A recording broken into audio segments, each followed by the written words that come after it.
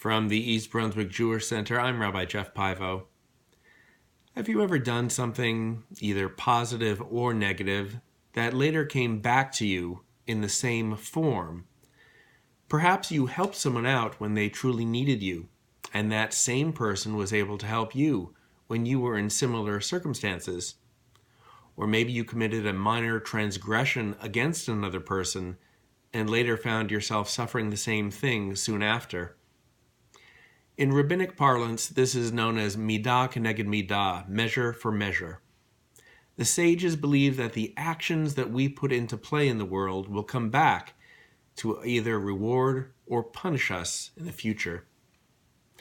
In Parshat Vayeshev this week, there is a particularly interesting case of midah keneged midah involving Judah, one of Joseph's brothers, and like him, a son of Jacob. In fact, the episode occurs right in the middle of the longer Joseph story, seeming to interrupt it. Here's a quick retelling of the story. Judah's son, marries a woman by the name of Tamar. Dies.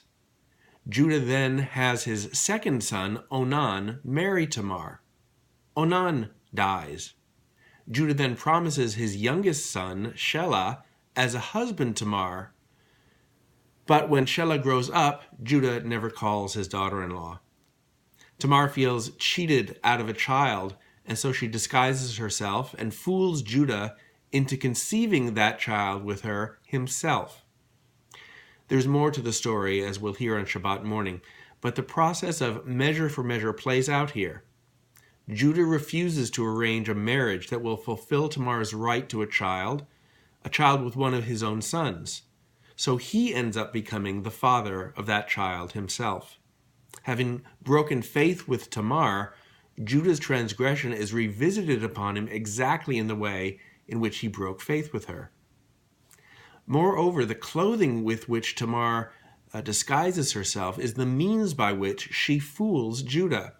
Just as at the beginning of the Joseph story, Judah and his brothers used Joseph's blood-stained cloak of many colors to fool their father Jacob into thinking Joseph has been killed. And immediately after the Tamar and Judah incident, Joseph is accused by his master's wife of dallying with her, with his cloak as evidence of wrongdoing. In each of these episodes, a garment is the means by which someone is fooled into believing something other than the truth. The Torah is teaching us that our actions, good or bad, will come back to us, that we should take care with our interactions with others, lest we transgress against them and end up paying for our sins in the same way that we've made others pay, and that we should watch what we wear. A Shabbat Shalom and a Chanukah Sameach from all of us here at the East Brunswick Jewish Center.